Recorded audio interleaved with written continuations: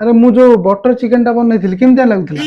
मते तो बढ़िया लागुଥିଲା मामा को केमिति लागुଥିଲା तमे ताको पचर। अच्छा आ लेनु तते केमतिया लागुଥିଲା तरकारीटा? आज तो पूरा मजा आसीगला खाइबारे पूरा शांति रे खाइछे। अच्छा शांति माने को गुला शांति मते टे बुझेई कहिलु?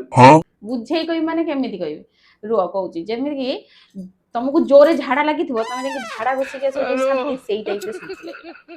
मो रोसई कि तू झाड़ा संगे तुलना कर देलु आ जीवन थेला पर्यंत केबे भी रोसई करी कि तते देबी। अरे बाप रे अरे रागु जो कहि सुनो सुनो रो रो रो सुनो टिके।